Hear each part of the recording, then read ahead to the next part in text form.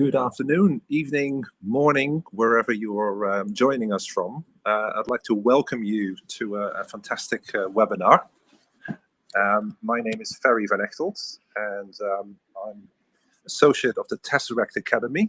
And today we have a wonderful webinar about a new creative alliance around AI, and this is in collaboration with Innovate UK.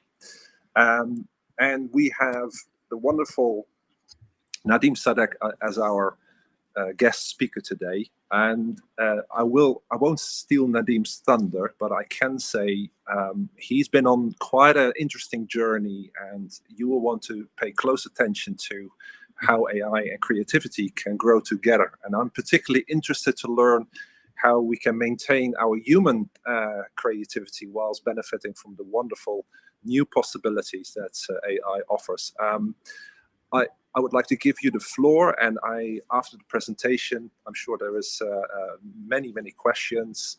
Nadim, I give you the floor. Thank you so much for joining us. Thank you for a very generous introduction, Ferry. You used the word wonderful far too many times. We'll let the audience judge whether there's any wonder about this, but thank you anyway. It was very nice. So I'll essentially take us through a presentation that considers the nature of how creativity can embrace AI. It's really founded on a book that I wrote during the late summer last year that was published in September, October. So it's quite current. It's not especially technical, so that doesn't kind of fade. It's really more about the way that humans and machines can make the most of each other, and how all of us can be more creative with the assistance of AI. So that's really the journey through collaborative creativity that I wish to kind of paint. Just as a little bit of background, some people may have done some research on me presenting this, some others may not. And I'm not trying to be self-important here. I just want to kind of share that I've had creative endeavors in quite a few different spaces. Fundamentally, I was trained as a psychologist. I also did mental and moral science, which is philosophy, in other words. I'm an author on AI, but I'm also an author on children. There are 10 children's books coming out this year that I've written. I've also been commissioned to write one on motorcycling, and it's the minds and marks of motorcycling is what it's going to be. I'm a columnist that writes fairly regularly, at least once a month. My day job is as CEO of Shimmer AI, which produces autonomous advertising, principally focused on publishing, but really we're an advertising and marketing business that creates strategies to help brands to do better. I'm a board advisor to a couple of other AI companies and to some trade organizations. I'm an artist manager for an artist signed by Warner. It's Schaeffrey, who you can see there. And less so these days, but I've done quite a lot of presenting on YouTube of motorcycle reviews. I've also founded a music, whiskey, and a music, whiskey, and food business, which was centered on an island off the west coast of Ireland. I hesitated always saying it because I think, how do I justify having done all this on an island in the middle of the Atlantic? But anyway, it was an amazingly beautiful and special time. So it's kind of all of these different creative endeavors, sometimes kind of, building civil structures, bridges and water and roads and electricity and stuff, and sometimes building ideas, sometimes building musicians' careers. It's a whole variety of things, and all of those things have informed how I feel about the creative process. Before I get into what I think you'll probably find a fairly optimistic take on the way that AI and humans interact, I do just want to pause on some really important nasty stuff. There's lots to dislike about AI, and I'm not a kind of happy clappy apologist for everything that AI does. I'm quite wary of some of it, and I think let's talk about some of that. Three principal ones that I think we should be quite aware of is the tendency towards de-skilling. We tend to delegate more and more to AI. It's so mesmerizing, it's so easy, it does things so fluently and with such articulacy that we begin to just over-delegate and we don't put ourselves into the thinking process. So we do become cognitively de-skilled. There's also a risk of homogenization. I think most people are aware by now that AIs are tuned to be modest and conservative and middle of the road, and to take the average answer really that'll be least offensive and most helpful.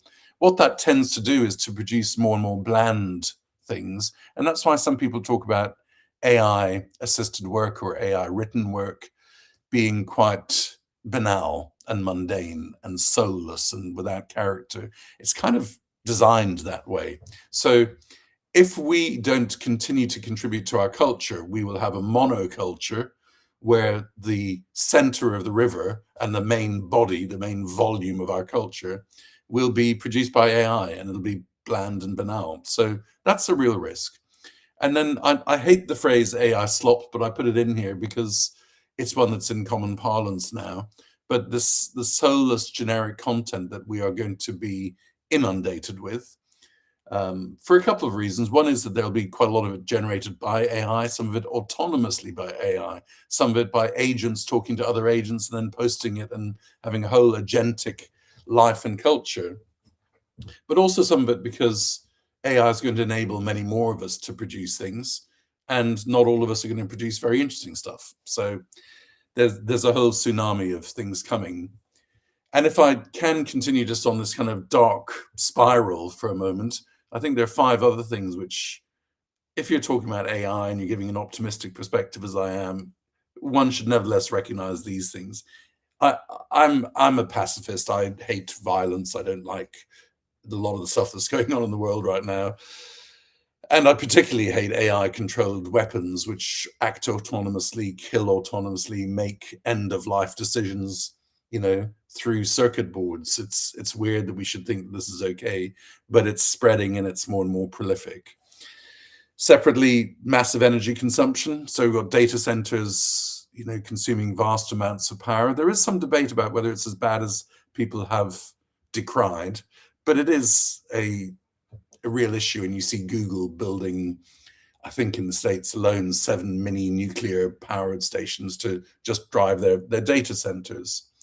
There's algorithmic control. I slightly hesitate about this because I was talking to some friends who are Chinese, and they're very good friends of mine. They're very happy living in China. They live in Shanghai. And I said, but, you know, doesn't it irritate you when the drone comes up to the 14th floor and tells you can't go out today? Or, you know, your insurance goes up because a camera saw you crossing the road when the lights were red and you were deemed a more risk taking person and therefore should have a higher insurance premium. And they said, no, it makes sense. You know, there's 1.5 billion people. You have to have some rules of the road. So, you know, I don't know whether it's authoritarianism or control or obedience to a culture. But what is clear is that the machines will help to enforce whatever the governance of a country is with more and more tightness as we go along. There's economic irrelevance, which is that the people who benefit from an AI culture and the technology of AI become fewer and fewer, and the rest of us become more and more redundant in our contribution to the economy. So that's a real risk that, you know, successive generations, those certainly younger than me, could be looking at a future where they say, well, what work shall I do and who will pay me for it? Because so much of it is being done by AI and the agentic framework. And then there's the erosion of truth. You know, I don't know whether you guys have been following, as I suppose we all kind of have to in a way, the war in Iran. And it's very, very hard to tell whether, you know, a video showing that Netanyahu has just been killed is actually real or not, whether these missiles actually struck a particular city or not. It's getting just very hard to verify.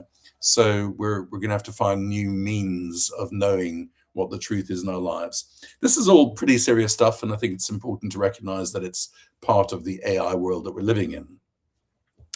Around creativity, there's a slightly different thing. I don't know if you're familiar with the definition of a Gordian knot, but a Gordian knot is a complex knot that can be unraveled. It's not a terrible knot that you'll never undo. So the challenge is to unravel some of the complexity we have. In in China, it's different from in Europe, which is different from the UK, which is different from North America, particularly the States, which is about ownership of creation. So when you make something with some AI assistance, do you have copyright? Do you lose copyright? Do you share copyright? What are the rules? In some jurisdictions, if you have significant inputs to what the AI helps you to produce, that's sufficient to claim copyright. In the US, and I'm not a copyright expert, but this is the latest understanding I have, no matter how much you prompt, alter, effect change, you still don't get copyright if it's AI that made it. So the copyright laws are going to change. There'll be kicking and screaming, there'll be some optimists, there'll be some pessimists, but essentially the foundational premises of copyright never anticipated machine creativity. And so lots of things are going to have to be reworked. You know, and I say that anybody who creates anything must be properly recognized and rewarded. Ironically, I think that system for recognizing and reward is ultimately going to be a technology platform, and I think it's probably going to be driven by AI. So it'll be AI helping us in the time of AI. It's still to claim our authorship of things. And I think collaborative licenses are probably where we're going to end up. I'm talking to quite a few companies who are asking me for whatever my view is on them, who are all trying to deal with this recognition and reward system and how to deal with it. So that's being kind of dealt with. And I suppose, again, just as a sort of final preamble before we get going on the more positive stuff, we're being confronted by what I call everyday AI, which is what happened in November 2022 when ChatGPT launched and we could all really access it as long as we had a terminal to the internet. We have to kind of ask ourselves the question, do we continue as the dominant species on Earth with kind of sole intellectual supremacy like we've had for so long? I mean, you don't expect even an elephant to argue with you. It might chase you around a bit, but it doesn't argue with you. You know, neither is a cockroach, but, you know, it's changed now. There's another force, which is not us, which can actually debate and argue and enter into dialogue with us. So do we hand over control and just say, right, well, our time is up. Thank you. That was nice. We had a good alpha specimen or alpha species era, and now it's over. Or do we try to forge a symbiotic relationship where we collaborate? And of course, that's the one that I think we should be going for. So let's now move on to having recognized some of the sort of darknesses around the boundaries here, how we can thrive, and particularly focusing around creativity rather than anything else. I mean, there's, you know, there are other presentations we made about therapy and loneliness and companionship and, you know, law and accounting and, you know, all of our endeavors and architecture and, you know, lots of brilliant things. But I'm trying to focus really more exclusively on the nature of human creativity. And I guess I get most excited when I think that if there are 8 billion people on Earth, and we're told that that is roughly the number, then I believe there are 8 billion creatives on Earth. Of course, the youngest ones haven't quite got around to articulating any of that, but they will. The majority, though, have never had the chance to express it. And it's partly because they don't have the crafts. You know, if you can't paint or draw, if you can't make music or sing, if you can't write or kind of articulate yourself with words, then many people who have creative ideas and impulses and sparks and perspectives and insights and things to add to our culture haven't really been able to express it. That's one problem. The other one is that a lot of people have creative ideas that they just don't know how to excavate. They don't know how to articulate. They don't know how to contour it and develop it to make it manifested so that others can experience it with them. And so their creativity remains kind of internalized and introspective. And I think AI can help with both of those situations. And for me, the excitement of 8 billion creatives is that we will be able to welcome with humility, you know, with excitement, I think, new thoughts, new philosophies, new politics, new economics, new art forms. You know, I'm not an advocate for perpetual change or for kind of radical innovation all the time, but we've got a pretty status quo situation going on with culture and innovation. You know, things do come along, like hip hop came along and digital photography came along and Van Gogh came along in his time. And, you know, different people come along with a new perspective on what we do, but we haven't really had fundamentally different thinking. We've got left and right in politics and in economics and so on. Maybe there'll be something completely new that's a different perspective that arises from the liberation, the emancipation of much more creativity. So I love this democratization notion.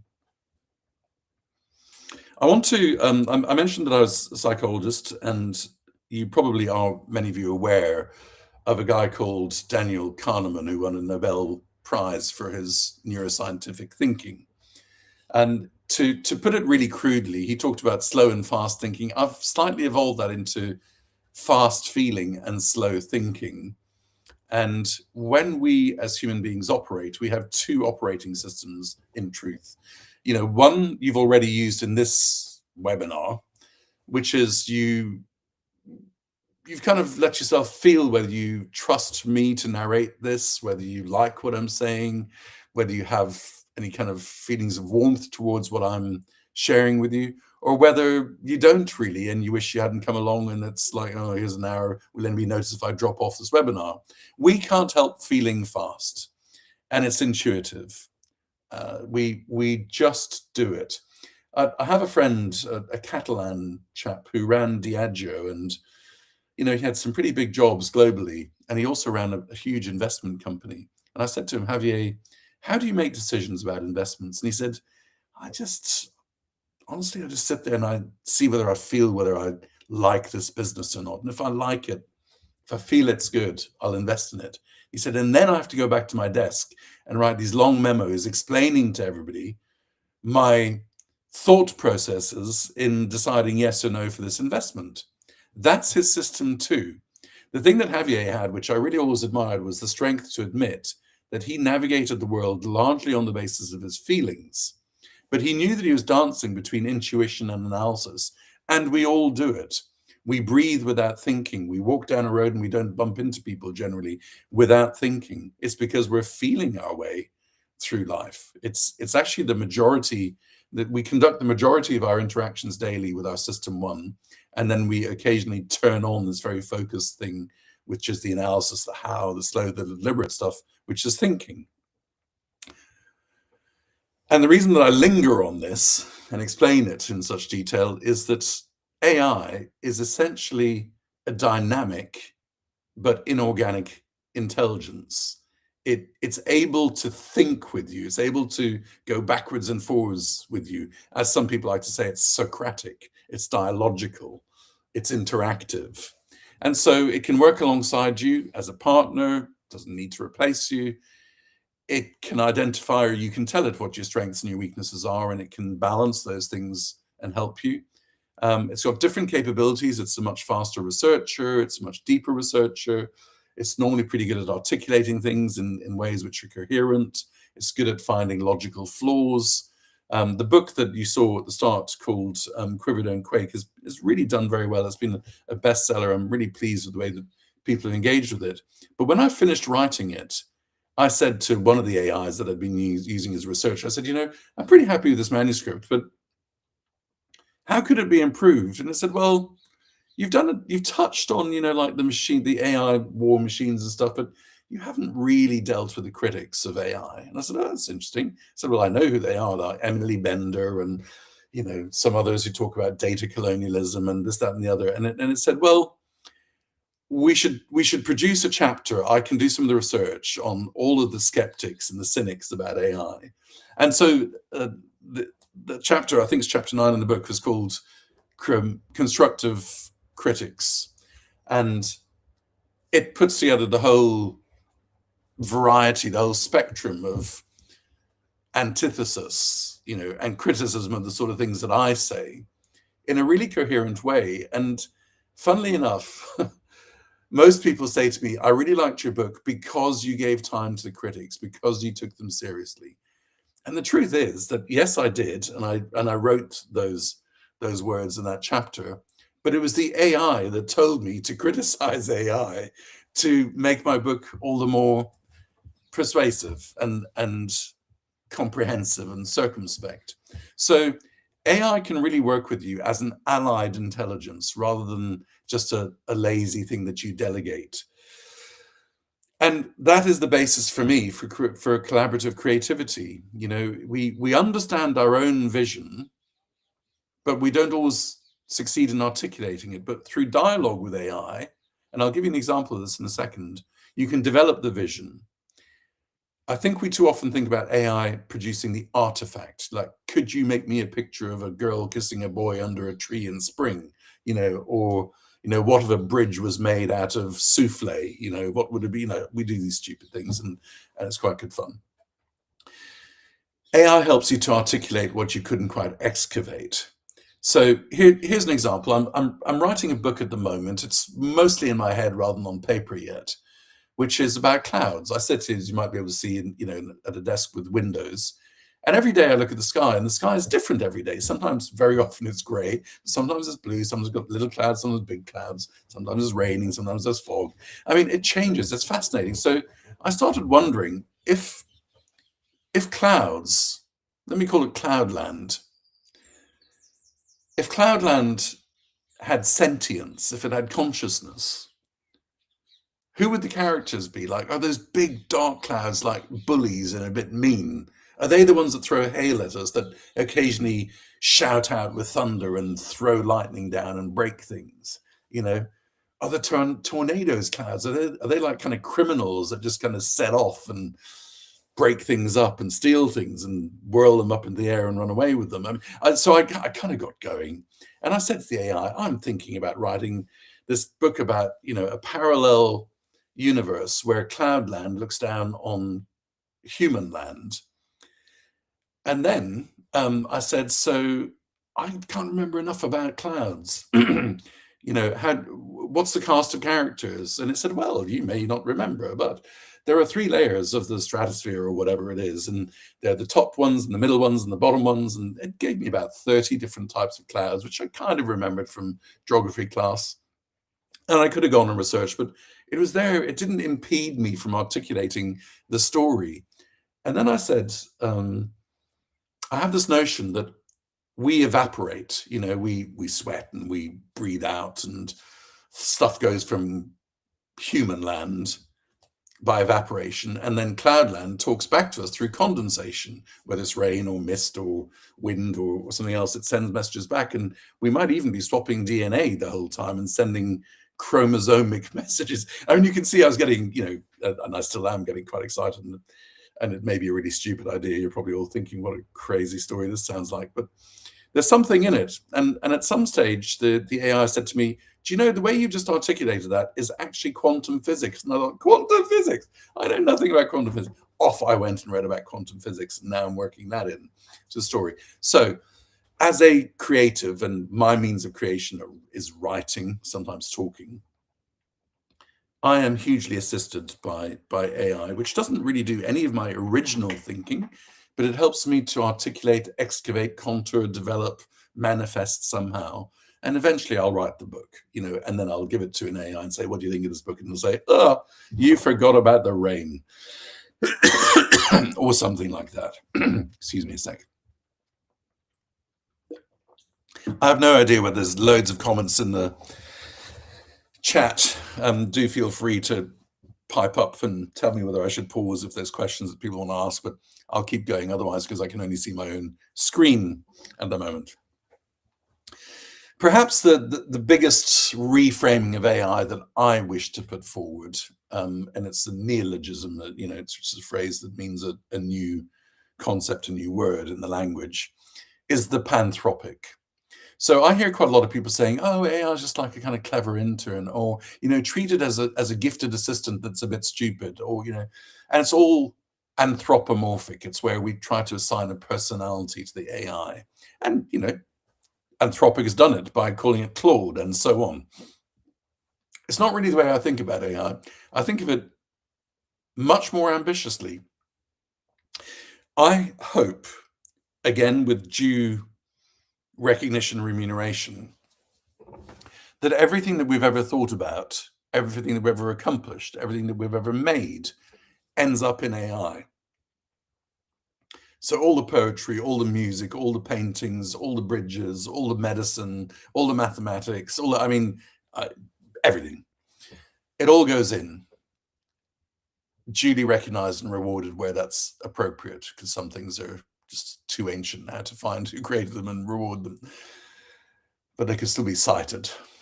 And that produces what I'm calling the panthropic, which is both a repository of everything we've ever done and a distillation of all that we know, think, feel, emit, consume, which means that there would be nobody on Earth, those 8 billion creatives waiting to get going with their own cloud lands and their this, that, and the others, will never be inhibited or hampered by a lack of knowledge or information. And even more so, there shouldn't be a conversation that you want to have that you can't have. You may not have a friend who can say to you, if I was to collide cheese with steel, what happens to the molecules? I have no idea. Don't know what temperature you'd have to do to get any sort of molecular interflow or whatever else. But AI will know that.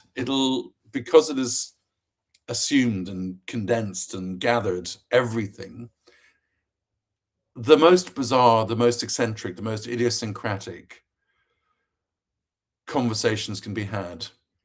And I don't know whether many of you are familiar with it, but the publishing industry essentially started when a chap called Gutenberg in Germany invented the printing press, which led to the printing of literature that we could then read. And whilst that was largely welcomed, the elite didn't like it much, and that's because they had owned and kept to themselves information and knowledge and power.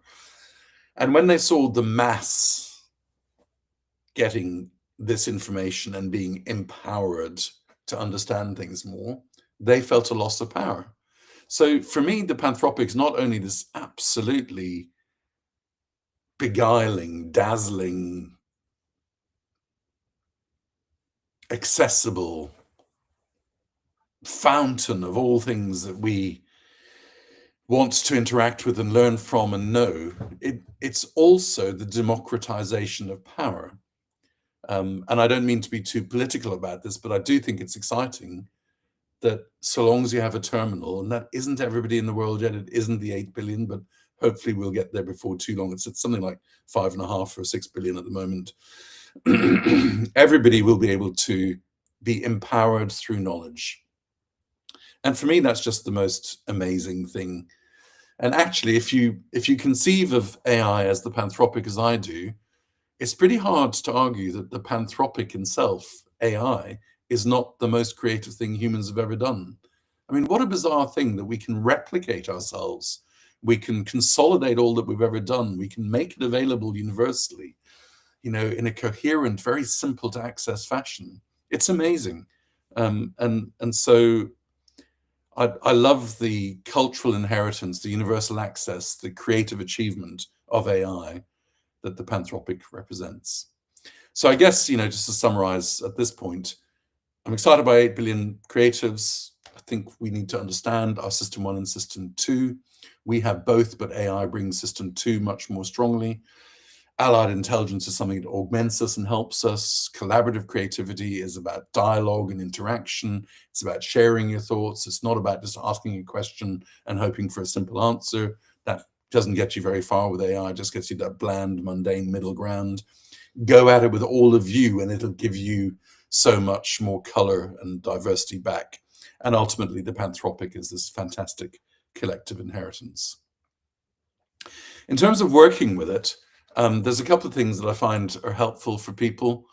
Spark, draft, polish, if you go back to the Cloudland story, I had an idea, I shared it with the AI, we went backwards and forwards a bit, I then wrote something, then it helps me to polish it, like why didn't you engage with the constructive critics in the Quiver Don't Quake book?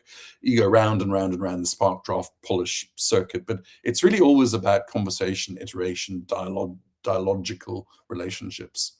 There's then the 3 C's that I think are helpful. So context always, when you're interacting with AI and you're trying to do something creative, provide rich background. You know, I'm a marine biologist from the Mediterranean, and I want to think about how olive oil, you know, doesn't go with bell peppers, but it does go with clams, you know, or something. And, you know, that's the context that I'm kind of trying to focus upon here.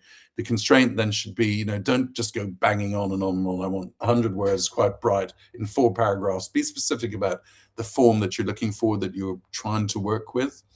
And then conversation, just always have this iterative dialogue. So I liked what you did in that thought there, but can we combine it with this? And actually made me think about this third route, and now I want to kind of incorporate that, which is kind of like the quantum physics mention that I gave earlier on. And then calibrated trust. There is a risk with AI, and it's the lazy one, I'm sorry to say, that, you know, you're so mesmerized by its fluency and articulate that you just give it blind faith, and you stop using your own analytic strengths, and you just let it go blazing away doing stuff for you. That's not a great position to be in. You need to be more skeptical than that, but you need not to just automatically doubt it, like, oh, it's AI, so it'll be rubbish and it's full of hallucinations and it doesn't really know, and all it's doing is producing patterns. There's so much trivial dismissal of AI that's really unnecessary and unhelpful. And I think kind of maybe the way to think about it is that you're the director. You make the final choice. Everything is always within your agency. You don't need to be carried away on the river of, you know, productivity that AI represents. You're in charge, so stay in charge. Give yourself. Be dictatorial about it. You know, at least be directorial about it. One of the other things that I notice happening, which I guess is a good thing, is that there's the kind of the ratio of what I call dream to execution, or road, has changed.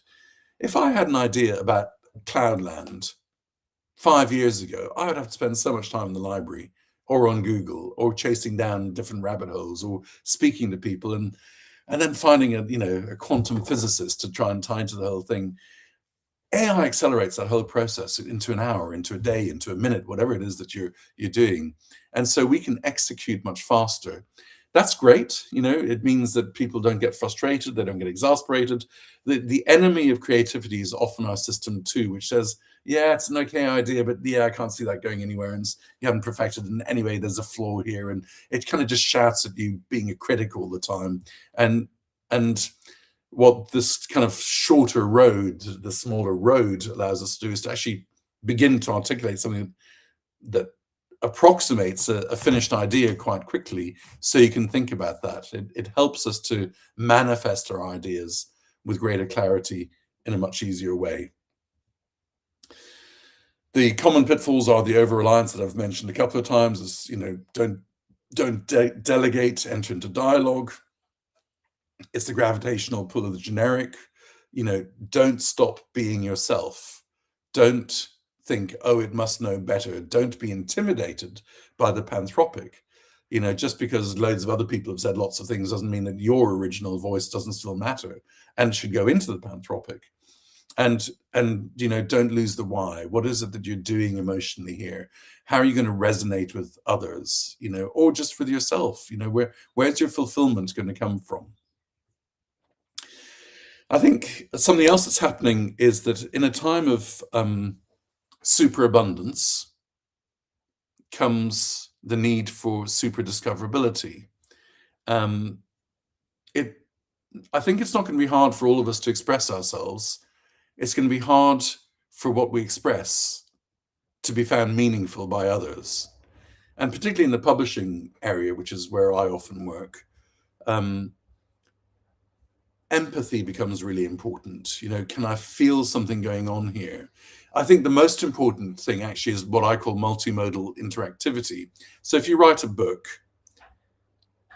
in a time of superabundance, when there are many, many, many, many, many other books arriving at the same time, I think that your book and your creative thinking is going to sink and be lost without trace if you don't allow people to experience your thinking in other modalities.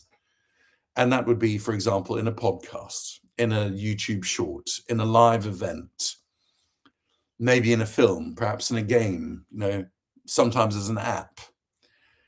And the more that you allow your core creative thinking to be multimodally interacted with, the more it's going to stick in our culture.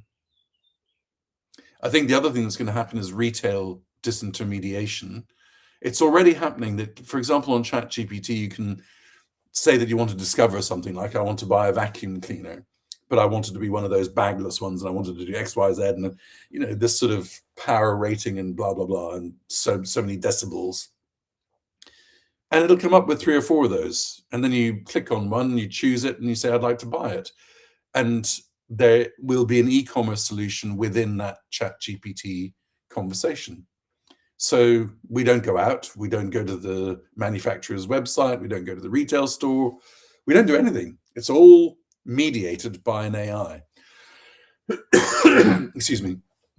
That's coming to us very soon. So it's not just publishing, that's across all things that we experience and acquire. I suppose, rising above everything that I've said so far is just kind of a reminder to us all that pretty well everything that comes along has a hard time at first. There are so many examples, but Van Gogh is a really good one. When he first got his paintings out, and I think he only ever sold 1 in his lifetime, it might have been 2. His fame came well after he died. And he was thought to be a very crude artist who had no real technique, and it was horrific. But it's his paintings more than anybody else that hangs in every student's, studio room when they're studying, and kids get them given to them by their parents and so on. Digital photography was thought to be the end of photography. Electric guitars were, thought to, I suppose the Stradivarius in its time was thought to be a horrific thing that, produced artificial noise. We initially spurn what we're unfamiliar with, and humans take time to habituate to new crafts. I think we're doing that with AI. Rather than people saying, oh, it looks a bit AI and I don't really like it, we're going to start saying, oh, that's a really good bit of AI. Oh, I like the way they tuned their filters on that AI. And, we're just going to get used to it as a new medium. A bit of an aside here, and I hope this is helpful. I'll do it quite quickly, but it's just how are other countries doing? We're in the UK. I'm assuming that most people on the webinar today are from the UK, but lots of countries are doing things differently. So the UAE was actually the real pioneer. It appointed, I think in 2017, its first AI minister to cabinet level. He was 27 years old. I was in Dubai not too long ago, and I heard him give a speech. No notes. Amazing, so fluent, so technically correct, so sophisticated in his vision of the world and its use of AI. So they have really kind of led the way, followed pretty closely by Singapore, China, and Finland with their different things. I'm not going to read everything out here. You can see it on screen, but with different points of focus. Some have gone more for cultural innovation, like South Korea, France, Japan, and Canada. Others have gone much more on education, like Estonia, Rwanda, interestingly, New Zealand with the Maori communities rather than more broadly. And then the measured approaches. It's a polite way of saying these guys are going pretty slowly. Funnily enough, I didn't think the Nordics would be so slow, but apart from Finland, they have largely been very conservative. Germany, UK, and USA. And the US is the really odd one because along with China, it is so much the model innovator, but it's quite slow implementing and adopting it into industry and society. That's happening much faster, particularly in Asia. Asia is the one that's belting ahead at full speed.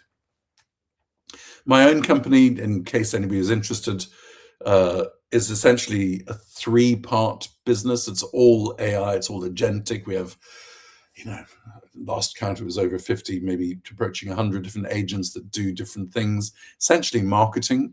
And the strategizer is something that extracts what we call book DNA or product DNA. It understands it at a structural level and a psychological level, and it's very true to the producer of that thing. And it then goes out to culture and looks at themes and trends and competitors and, all the forces of context and culture which might affect the way this product or this book are received. And it, from all of that, synthesizes the best-selling strategy, which then becomes the brief for the generator, which can make high-impact advertising. So we get 6 times more attention and about 12 times more drive towards e-commerce than all the industry benchmarks say that we should. And that's in advertising and PR and communications generally, in product descriptions.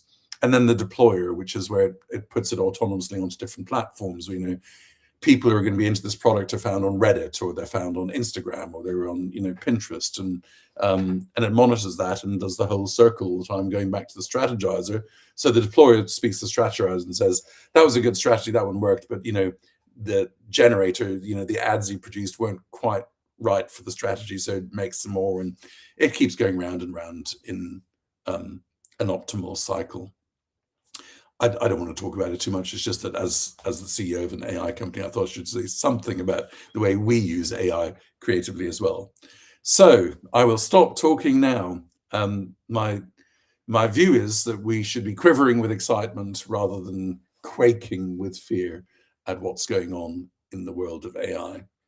And I will come out of my presentation now and see if there's anybody here, or whether you've all left in horror. Thank you, Nadim. That was an excellent presentation. A round of applause. And let's see if there's any questions. If there's any questions, you should be able to write them on Facebook or YouTube using the chat functionality of these platforms. But if there are no questions, then that's fine. We can also conclude here. The live stream will also be available on YouTube, since it's automatically being recorded, so you can always go back and rewatch it.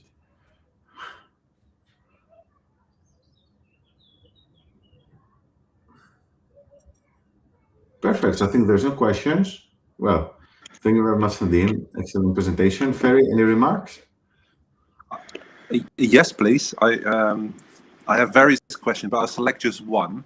Nadim, thank you so much for that whistle-stop tour around both the doom and gloom, the quaking, as well as ending on I would say, on an uplifting note. And I think that's where we should be. But I love that you balanced that.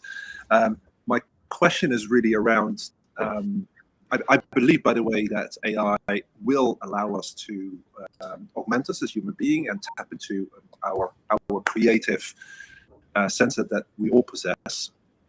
However, I am concerned about that the AI and all elements that it has sort of been trained on will also reflect the biases and perhaps the predominance of certain contents that we may want to become aware of, and at least counter or also discover the fringes and the niche and specific cultures that we may not encounter day to day.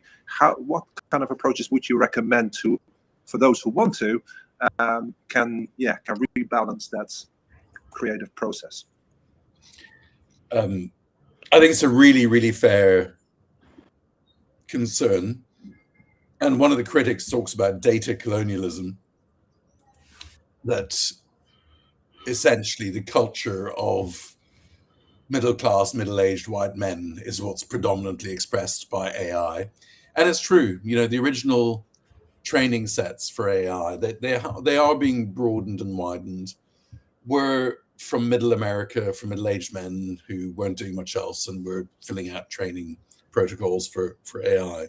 And that invariably is biasing of things. It's partly why I advocate for the panthropic.